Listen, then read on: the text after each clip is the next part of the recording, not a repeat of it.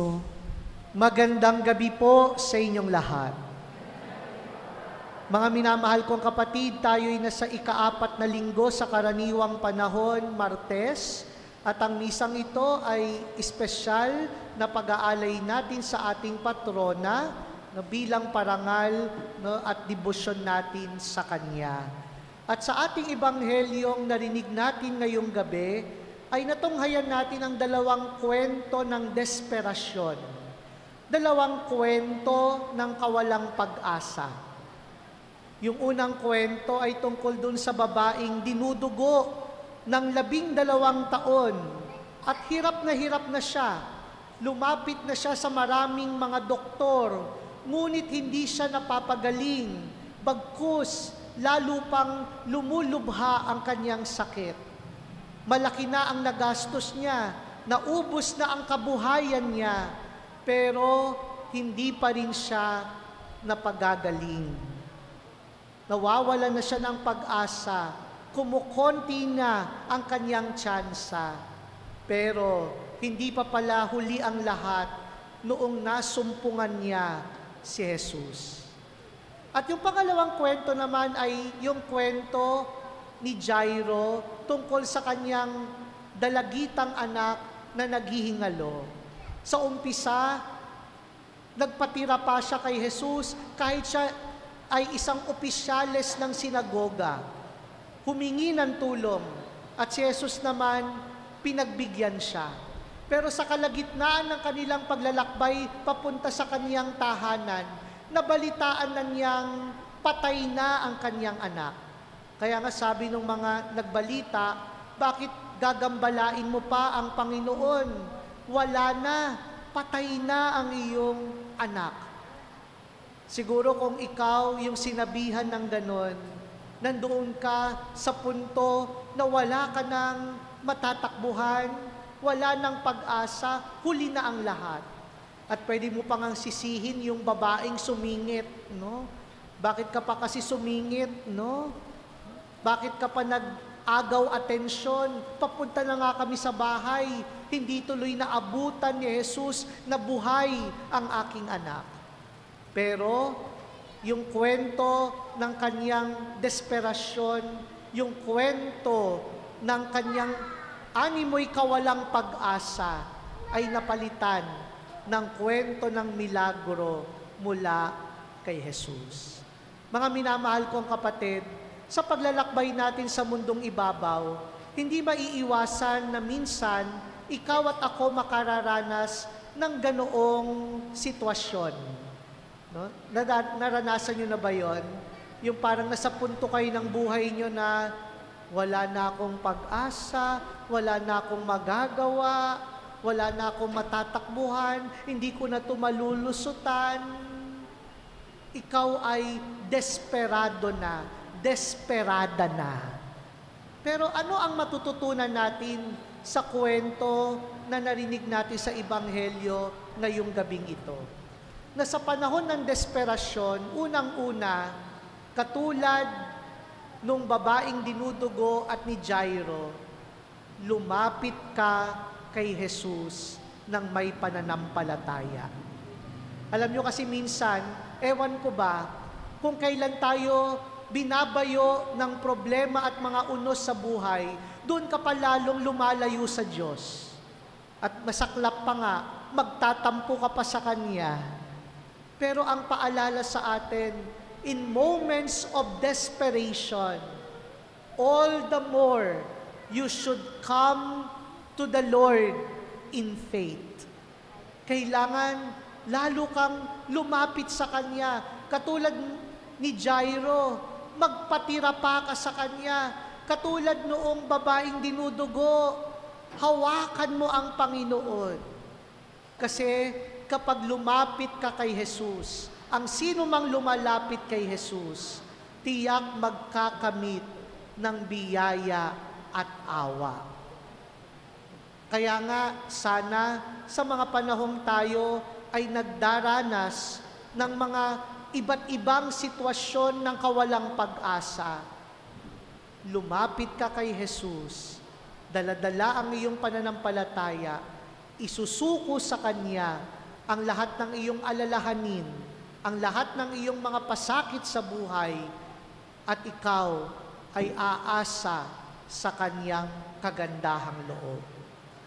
Pangalawa, ano ang pwede nating gawin kapag nakita natin na tayo'y humaharap sa mga sitwasyon ng desperasyon? Sana katulad noong 2 tauhan sa Ebanghelyo, wag na wag kang bibitiw sa iyong pag-asa. Do not give up on your hope. Naalala ko yung sinabi ng isang teologo, hope is what you have when you do not have anything. Pag-asa lang ang meron ka. Pag-asa lang ang makakapitan mo kung wala na ang lahat sa'yo. Kaya nga, just imagine, kung pati yung pag-asa bibitawan mo, ay ano pa ang panghahawakan mo? Alam nyo, ngayong taon ng Jubileo, ang tema natin ay Pilgrims of Hope. At alam natin, ang mundo natin ngayon, we suffer so much with a lot of mental health problems and concerns. Ang daming mga tao, mabilis panghinaan ng loob, mabilis ma-depressed, nagkakaroon ng iba't ibang anxiety and panic attacks, o yung iba pa nga, masaklap, nagpapatiwakal. Pero, hari nawa, bilang mga mananampalataya ng Diyos, yan ang wag na mawawala sa atin. Kasi sabi nga ng ating taon ng Jubileo 2025, spes non confundit. No, yan yung isang dokumento na nilabas ni Papa Francisco ngayong taon ng Jubilee Year. Anong ibig sabihin nun? Hope does not disappoint. Ibig sabihin, kapag sa Diyos ka umasa, meron ka talagang aasahan. Hindi katulad nung ibang tao, puro paasa, no? Pero pag Diyos, mapanghahawakan mo yung Kanyang pangako. Hindi Kanya lolokohin, hindi siya manlilin lang. Kaya nga, maliwanag yung sinabi ni Jesus kay Jairo nung nabalitaan nilang patay na ang bata. Anong sabi ni Jesus kay Jairo? Huwag kang mabagabag, manalig ka. Do not be afraid, just have faith.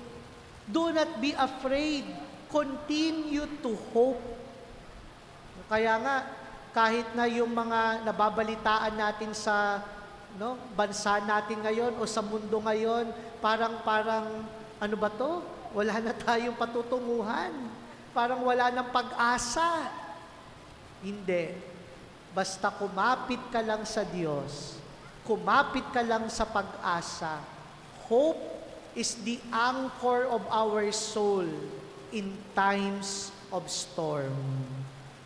Sa panahon na tayo ay binabagyo ng malakas na hangin at unos ng pagsubok sa buhay, ano yung anchor natin? Pag-asa. At hindi tayo matitibag dahil kapag kumapit tayo sa Diyos, hindi tayo mabibigo. Pangatlo, kung ikaw ay humaharap sa desperasyon, katulad noong 2 tauhan sa Ebanghelyo, alalahanin mo ang kapangyarihan ng Diyos, kayang lupigin kahit kamatayan. Alalahanin mo na si Jesus na iyong sinasamba at tinatakbuhan ay ang Panginoon ng mga Panginoon, ang Hari ng mga Hari. Siya ang may kontrol sa buong sanlibutan. At yan yung magandang pinatotohanan ni Jesus noong binuhay niya yung dalagitang namatay. Pinagtawanan pa nga siya ng mga tao Kasi sabi niya, hindi patay ang bata, natutulog lamang. pinagtawanan siya ng mga tao.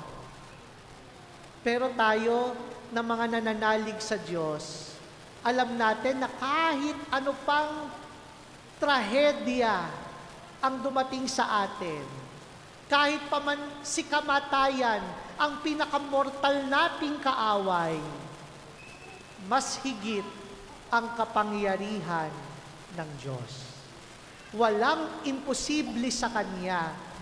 Lahat ng anumang problema ay kaya niyang lutasin dahil siya ang Panginoon ng mga Panginoon. Your problem may be big, but our God is always bigger than your problem.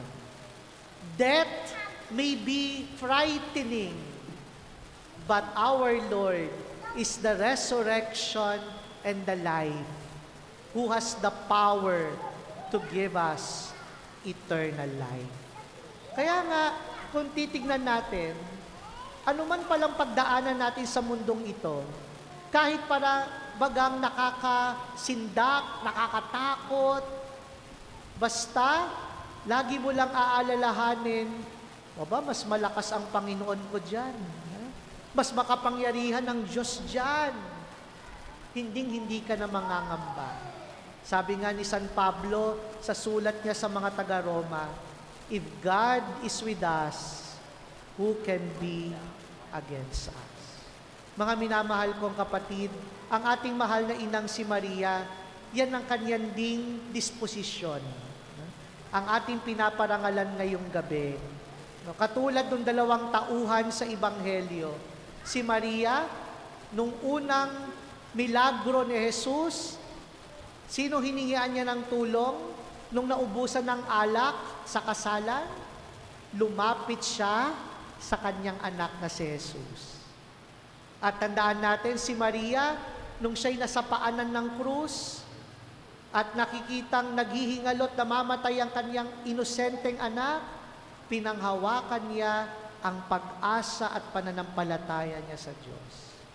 Tandaan niyo, si Maria, hanggang sa huli, magpasa hanggang ngayon, at magpakailanman, ay binibigyang papuri ang dakilang kapangyarihan ng Diyos na gumanap sa kanyang buhay. Kaya nga sa pagpapatuloy ng ating banal na misa, ano bang problema mo ngayon? Ano bang desperasyon mo ngayon? Lumapit ka lang kay Jesus. Huwag mong bitawan ng pag-asa. At higit sa lahat, alalahanin mo at pagkatiwalaan mo ang kaniyang walang hanggang kapangyarihan. At katulad ni Jairo at nung babaeng dinudugo, bibiglain at sosorpresahin ka ng Panginoon dahil ipapamalas niya ang kaniyang kadakilaan at kagandahang loob. Amen. Tumayo tayo at ialay natin ang panalangin ng